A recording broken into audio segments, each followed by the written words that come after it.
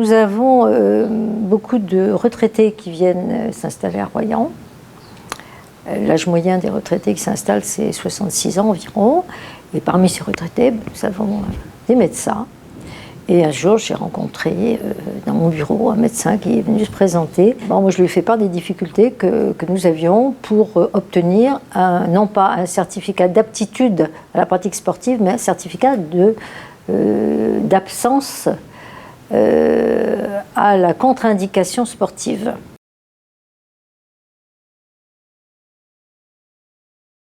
On a fait un avis de recrutement, indice 100 de la fonction publique pour la tarification, emploi de contractuels à temps non complet.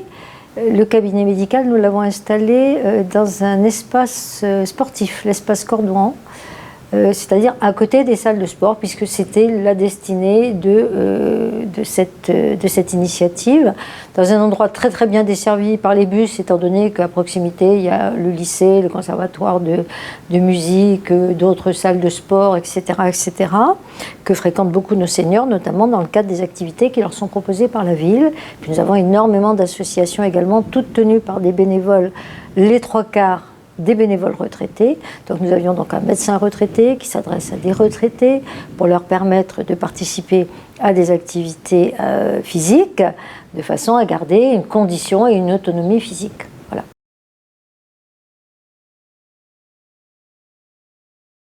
C'est une offre gratuite, non concurrentielle, qui n'a pas pour but de soigner les personnes qui se présentent à lui, les patients. En fin de compte, il fait une consultation de l'aptitude de la personne, c'est-à-dire la tenue, la vue, le thorax, le poids, la taille, l'électrocardiogramme, le test d'effort, un examen très poussé de 30 minutes environ.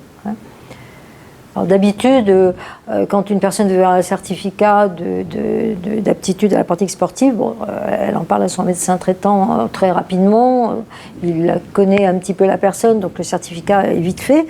Mais à partir du moment où la personne n'a pas de médecin traitant, ce qui est quand même maintenant très fréquent, et à partir du moment aussi où le temps médical est beaucoup plus précieux qu'avant, eh bien nous avons, nous, par ce moyen, dégagé du temps aux médecins. C'est une offre qui a été bien accueillie au niveau médical quand nous l'avons montée.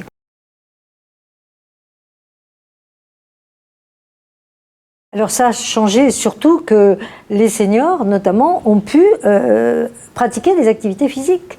Puis ça rassure les seniors. Ils ont quelqu'un qui va prendre soin d'eux.